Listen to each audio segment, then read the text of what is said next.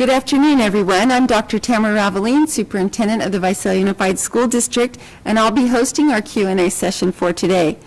Today we'll be discussing the new schedule for our middle and high school students that will be starting January 11th when we return from winter break, and also our preparations at our secondary sites for when we're able to return for our students in grades 7 through 12 for in-person learning. I'm pleased and very lucky today to have with us Janice Chenault, our principal of La Jolla Middle School, and Matt Shin, our principal of Redwood High School. They're here joining me today to help have this discussion. So I want to first of all thank both of you for taking time out of your schedule to be here this afternoon. Unfortunately, we're not able to return to in-person learning for grades 7 through 12 until our county has entered the red tier. So we're in the purple right now. We have to move down to the red tier, which means our cases have to be below 7 per 100,000 of population. And we have to stay in the red tier for 2 weeks, 14 consecutive days, before we can bring back 7th through 12th graders onto our campuses for in-person learning. Until that time, our secondary students remain on distance learning full-time. And so after receiving input from teachers, administrators, students and their parents throughout the course of this school year, a new schedule has been developed for online learning. That was done in collaboration with committees, with teachers, and again, taking that input that we received from our constituents over the course of the year thus far. And our teachers worked very hard to develop a schedule that would work for families so that the break time is as close as possible in the middle of the day as it is with our elementary students, recognizing the fact that many of our secondary students are assisting younger siblings at home, either getting online for learning or will be walking them to and from their school site perhaps to go for in-person learning. So I'd like to start really the discussion today talking to both of you about the need for the schedule change. Why did your school site teams believe it was important to change to a different schedule while we remained online? And what type of impact do you think this change will have? So I'd like to start with you, Ms. Chenault. Thank you. Well, when we started this discussion back in the fall, not long after we started, we began to see, that our teachers needed more time with kids. We know that when we look at lessons, there are best practices. And some of the best practices would be just more time for feedback, teachers having the ability to check for understanding more frequently. And we felt like the kids needed more time with their teachers, especially at a distance learning model, because, there's a difference between seeing them on a screen and being in classrooms. And they just really needed that extra time for the modeling and a time built into the structure so that kids who needed that extra support or that extra intervention, they could receive it while in class. We also felt like, the developmental age of our middle schoolers, that the asynchronous work was not difficult, but a struggle for them to get the help they needed. And so having that time with the teacher in class could help with that asynchronous work so that we know whether our kids are learning or not. And we felt like that would have a huge impact on the success of our kids, and our teachers were asking for that in building relationships. When you're, our first period I think is 20 minutes, and that was one of the complaints, is that they didn't have time to build the relationships and to really work with the kids and find out the actual needs that they had. And so this shift, this structure could give them that time that they need. We also had some parents, they needed access to teachers. So there was a feeling that, kids were out there trying to learn independently, and we know, at any age, kids need that guidance. And our teachers wanted to be there to give them that guidance. So we feel like it's going to be a good, positive impact on our students and our families. Well, thank you, Ms. Chenault. Mr. Shin, can you give us, from the high school perspective, the need for change and possible impacts? Sure. So, like the middle school folks, we did get feedback from our teachers early on about the need for extended time with kids, with their kids, to do some of those similar things that the middle school folks have identified, such as build those relationships, those positive relationships, be able to check for understanding, be able to provide supports for students, varied supports for different types of students in their classes.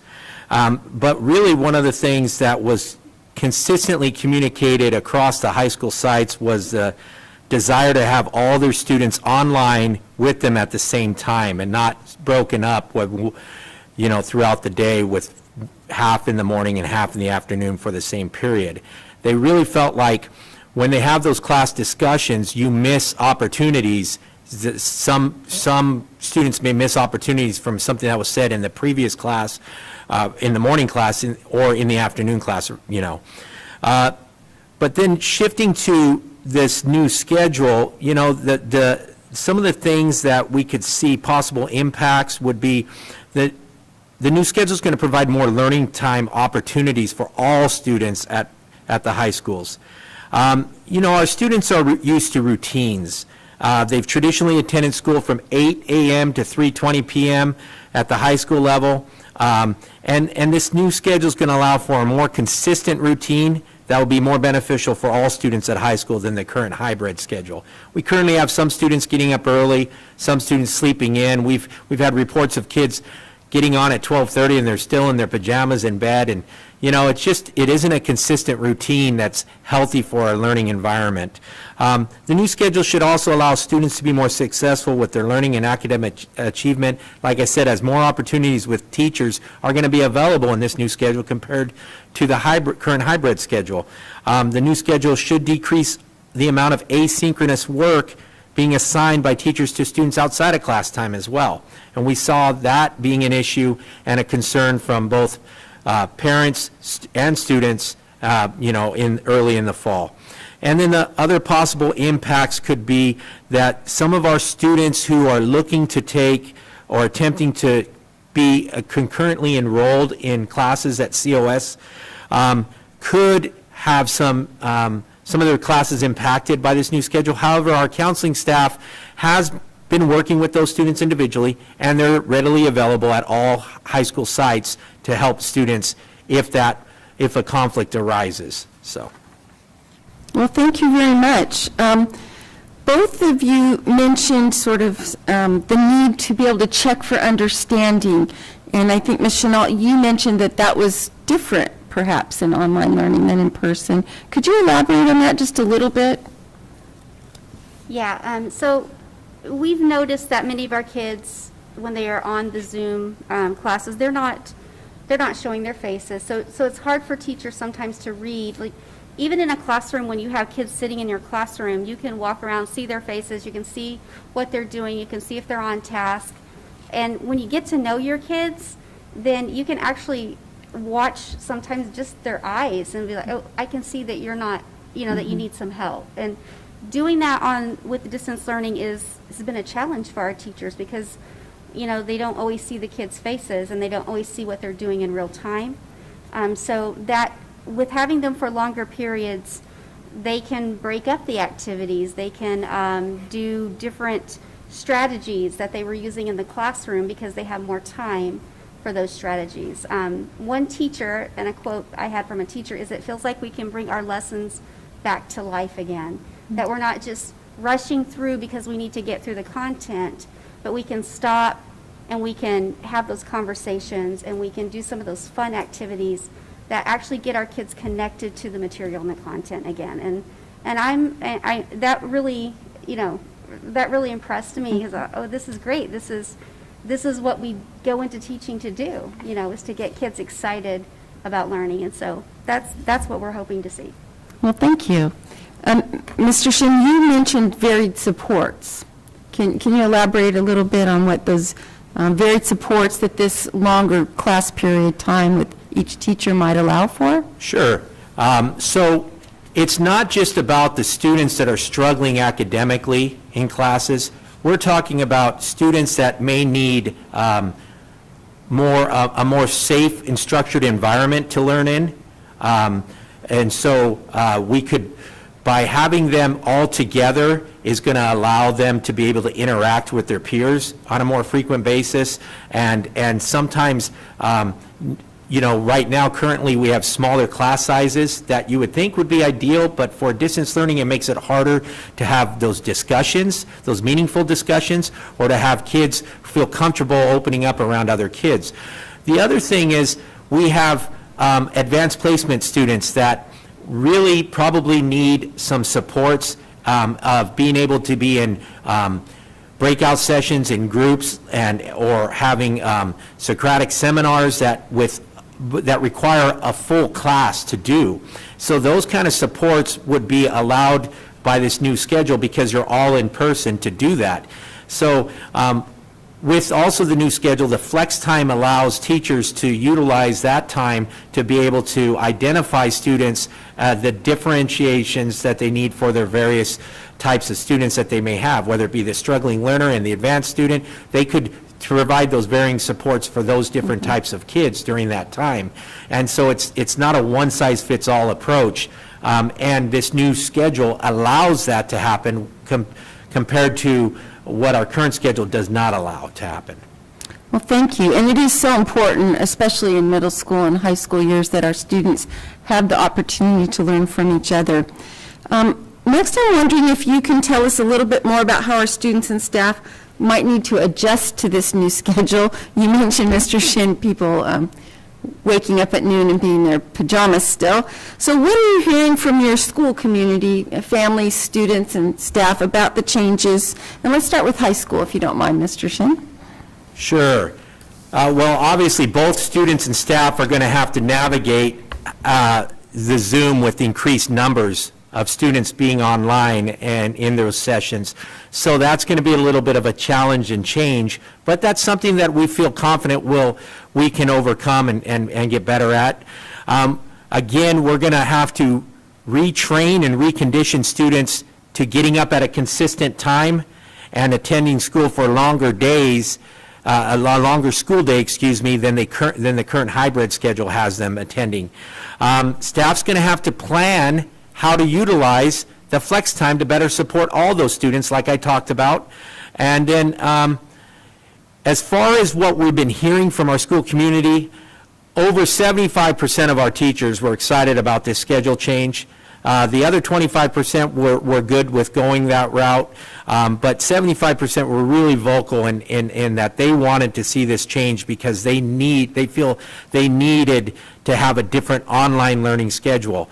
Our parents we've heard from are mostly concerned about the potential for longer times on Zoom for their individual students, and they're worried about how that Zoom fatigue or that's going to take place, as well as the potential for more amounts of asynchronous and or homework for their students. And we're working through that with our staff about the expectations we have for them with the teaching schedule, new teaching schedule, as well as the expectations for assigning asynchronous work and homework. It doesn't mean extended time means just more. We need to be purposeful in our planning of our lessons and what we're going to do to support kids. And then finally, the students, it's not a surprise that from what we've heard or who we've heard from, they don't like the new schedule. They're very, comfortable with the hybrid schedule. The kids that get to sleep in now and wake up at, late in the day, they like that. And the kids that are up early and off early and done with school early in the day, they seem to like that. But any kind of change for them is going to be difficult to understand and comprehend right now. But I think that over time they will see the benefits, and like anything else, kids adapt and they will get through this. Having two of my own at home, I know they'll get through it and adapt.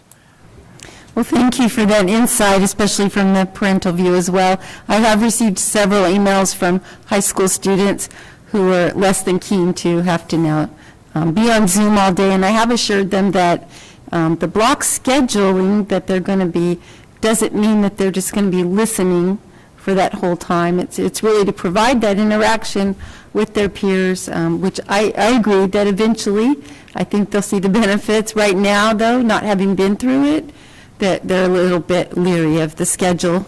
So thanks for mentioning that. Ms. Chenault, how about at the middle school level? What are you hearing from students and staff, and how do you think they'll need to adjust to this new schedule?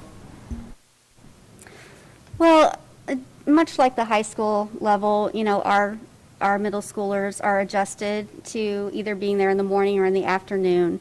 And one thing that I would really encourage parents, adults to think about is this 2.5 hour break that we have in the middle is really because you can get, we're on Zoom a lot in our profession as well, and you do get tired of being on the screen. And so having that chunk of time in the middle, I think, is a good break for the kids. But I also think that time could be structured where we making sure that the kids are getting up and moving around during that time and refueling themselves and, taking care of their needs that they have during that time. But also, if you look at the office hours, it's another opportunity for parents, not just for students, but parents as well, to have a time to talk and meet with teachers with their concerns, and time for teachers to reach out to parents with concerns. And we feel like building that into the middle of the day is just a real opportunity for kids to get that break that they need. But then they come back in the afternoon, we're there from 1 to 3:30 again. And when we look at that chunk of time, and exactly what Mr. Shin was saying is that we talk to teachers and really look at lessons that provide kids the opportunity to collaborate with their peers, to have time with their teachers so that they can get that direct instruction and the teacher can provide immediate feedback. With asynchronous work, a kid turns in the work, the teacher can't provide immediate feedback at that time. And in middle school, if you look at the structure of our lessons, that's built into our lessons during the normal school year. So teachers walk around and they provide kids with that kind of guidance. And I think that's what is the beauty of the schedule, is that can be brought back to the classroom. Very well put. Thank you so much. I'm going to switch gears a little bit here. To say the least, this has been a very extraordinarily different kind of year, very unusual. But we have heard, and we send out our district daily and try to highlight some of the wonderful things that are happening. And there's been a lot of successes with our students in teaching. Everybody has grown tremendously. And so I'd like to just talk about what successes your students have experienced this year, and start with Redwood High School. Yeah, it has been an unusual year, and usually we would have just be jam-packed with events week to week, but it's changed a little bit. Now we're in a virtual type of setting, so it's a little bit more challenging. However, some of the simple or the easiest ones to recognize were that the majority of our students have adapted well and experienced success with online learning. They've shown that they've learned quickly how to navigate a new learning management system. They've learned how to better advocate for themselves during this time using various methods of technology now, because they can't have in-person access to school counselors, to their teachers and or their administrators. So they've learned how to become better advocates through technology and reaching out and getting that help or getting the things that they need. So that is a huge win, because we're making them more independent and learning how to communicate better. Redwood students and staff that have continued to work hard at maintaining our positive culture by continuing with clubs and even forming new clubs, like we have yoga club that was formed this year, and they do online yoga classes. So that's pretty cool. And these clubs continue to meet virtually. Okay, they don't get to meet in person, but they find ways to meet virtually. Our journalism class, I'm proud to say, they continue to publish weekly online articles in our online school paper, the Gigantea. They've also recently published their second issue of their online magazine, and it's called Roots. So that is a big win for us and a big success story. Our ASB students, we have a very active ASB, and they participated recently in this fall in the Central Valley online virtual competition called Thursday Night Throwdowns. This was an 8-week event that had a competition between various high schools throughout the Central Valley, and they had various competitions where you would have different student groups from different high schools competing against each other weekly in different kind of events. And Redwood had a great student representation from the various groups and clubs, and the participation was outstanding. And I'm proud to report that our school won the event, so it was a success for us. And then, finally, we're right now in the process of seniors have applied to colleges.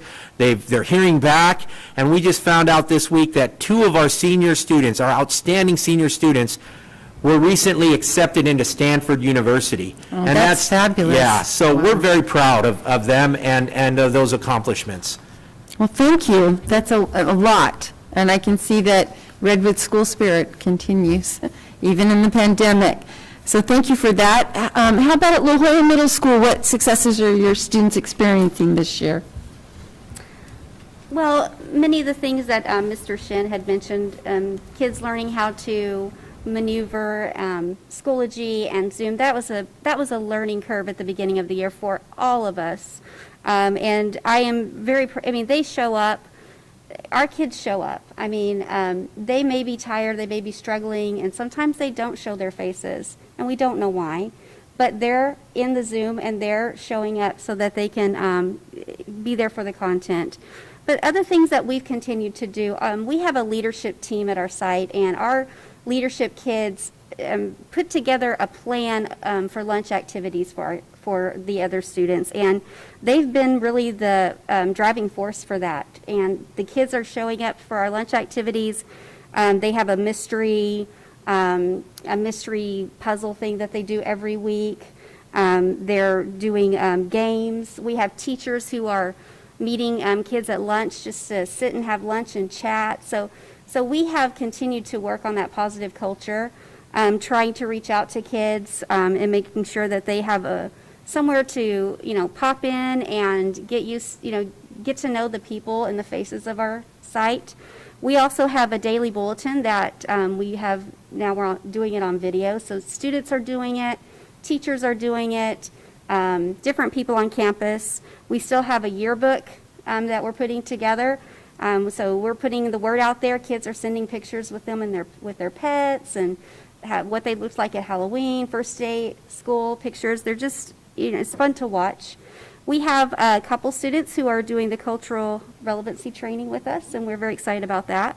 We have a student equity forum, and we have students who volunteer to show up for that. And, so we're just continuing those things and looking for more ideas every day, using our leadership students. Our choir, they are just finished an online production. Our drama, they're going to do a play online. So we're just trying to keep as much activities and clubs and things going as possible. Well, thank you. Our students and our teachers have been so impressive, really, of using their creativity and imagination to continue activities and to connect with each other. It has been amazing, and just a shout out to our visual and performing arts teachers, because the choir and the theater and the dance all across the district has, orchestra, it's been fabulous. So always good to plug them and the good work they've done adapting in these times. Many of our schools are hosting, and you both mentioned some of these virtual activities for students to help bring them together as a community, help build their social and emotional skills, which is so important for the growth of our youth. We're not just here for academics. It's definitely a well-rounded student is what's important, helping them mature and go through these struggles together with your peers and supportive staff members.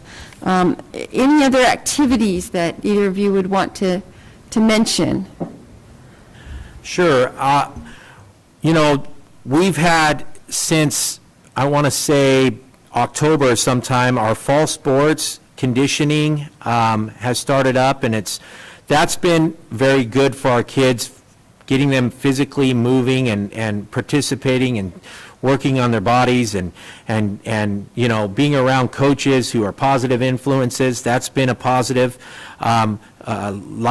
Much like the middle schools, we have our visual and performing arts groups that have put on several different types of online virtual events. performances, and that's been a nice, from a fall play to a fall dance show to choir concert and band concerts. Those are just fun things and good things to see. We too have a student equity forum. It's meeting twice a month. That's student driven and led meetings by students that focuses on equity issues at Redwood. That's brand new team, and they are really actively involved in trying to change the culture and things that are going on at Redwood. A lot of our clubs, like I said, are meeting weekly and or monthly. One of the wins, I think, or good activities that we started doing as an administrative team, the Redwood administrative team delivers good news bags weekly to staff and students to celebrate individual successes. And these good news bags have things like school supplies, pens, pencils, notebooks, paper for kids, and for the staff, we've given out little plants. Give them a little bit of maybe some candy or something to just brighten their spirits and thank them for what they're doing. Our video production class continues to produce monthly Ranger TV videos, and that are very, very informative and just showing the talent of our video students. And then our ASB class has done a couple of cool things. They created a virtual icebreaker rally early on, and then they've had a drive-through pumpkin patch, pumpkin decorating competition where kids decorated pumpkins or carved them, dropped them off during the day. We set them up in our parking lot, and people drove through at a certain time at night to look at them and vote for the best. And we had probably over 40 pumpkins out there, so it was a pretty cool event. And then we also celebrated our students' past academic achievement with a drive-through academic awards ceremony in November, and that was nice and well attended. So we're just trying to keep busy, keep it positive, and keep some activities going for kids to keep them connected, as well as staff connected to Redwood High School. Well, thank you for sharing those. It sounds like a lot of work, but definitely well worth it for our students and community. Anything else you'd like to add? Yeah, at La Jolla, we are, we've been looking ahead at second semester. So today in our teacher meeting, our staff meeting, we talked about our Wednesday advisory and our Wednesday intervention RTI programs. And we talked about that when we look at intervention, it's not just about academics, and that we need to look at some structures and some things that we can do on those Wednesdays to get some kids into some engagement, activities, enrichment. So for next semester, what we're looking at doing is breaking that up so our kids have the opportunity. So maybe the science department wants to do some kind of activity that, they build something with the kids during that time. So we're going to do some stuff like that second semester so we can really get our middle schoolers doing the things that they love to do. We all love academics and we love learning, but learning happens in different ways. And it's not just a matter of filling out a worksheet or writing an essay or reading a book, but it's also being active and having discussions and playing games that get their minds, going and cranking out some different things. So we're very excited about that. And again, our leadership kids, they have just taken ownership this year, and that's been really beautiful to watch. When you have something that's student-driven, it's a different ball game than if it's just teacher-driven. So we're trying to really reach out to our kids and find out, hey, what do you need from us? And implement that into our plans. That sounds like a lot to look forward to for your students in the spring semester. That's exciting. The other thing I'd like to spend some time exploring with both of you are the preparations that are underway at your sites as we look forward to the future and the return of our students to in-person learning. So, Ms. Chenault, let's start with your site, please. Just what's exactly is going on at La Jolla to get ready for in-person instruction? Well, we, of course, have been putting up our signage. We've been walking around campus, looking at, which way kids will be going, how do we keep kids socially distanced while moving about campus. We did recently have a couple of cohorts return to campus, and watching how that's, how they're moving and trying to troubleshoot, okay, if we have a bigger group of kids, what would be a way to deal with that situation.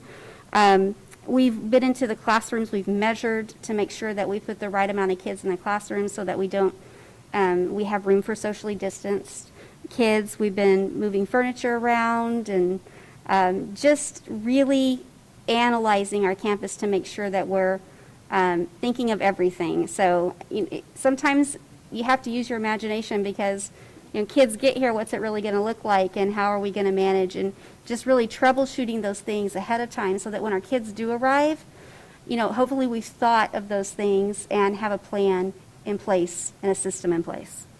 It's a lot of work, I know that, so I appreciate it. Thank you. How about Redwood High School, Mr. Shin?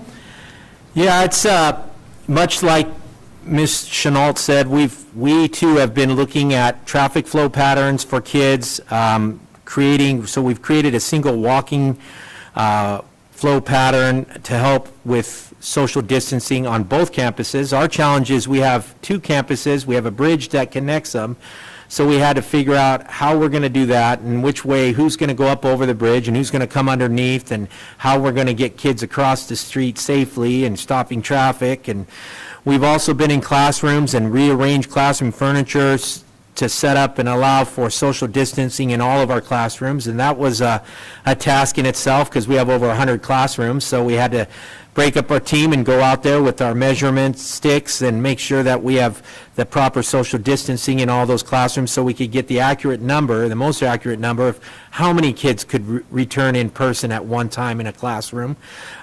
We've identified a safety room to isolate anyone who becomes ill or displays COVID-like symptoms during the day, and they need to be picked up from school, so while they're waiting, they would go in that safety room.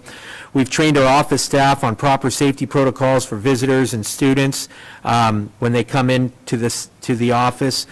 We've developed a food distribution plan for students when they return in person, because we're going to have some group coming on one part of the day and then leaving, and another group coming, and we have to feed them and provide that, so we had to figure that out.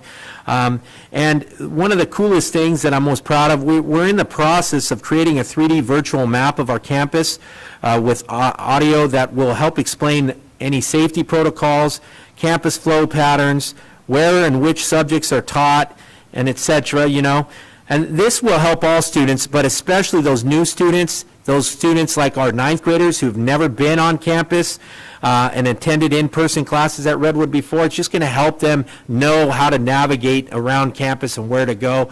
And our campuses, like I said, because we have our main campus and our Sierra Vista campus. So there's a lot of planning. We're a big school, and we have a lot of students, so we have to really kind of look at a lot of different factors. But we're getting there. That virtual map sounds very exciting. I can't wait to see that. Yeah. I know just the videos that the elementary principals and teachers shared with their staff really made a huge difference when children returned to school. They felt that they knew their teachers, they knew who their principals were from watching them and listening to them, and it made things run very smoothly. So I'll be excited to see that virtual map. We have received some other questions about athletics, again, and when competition may start.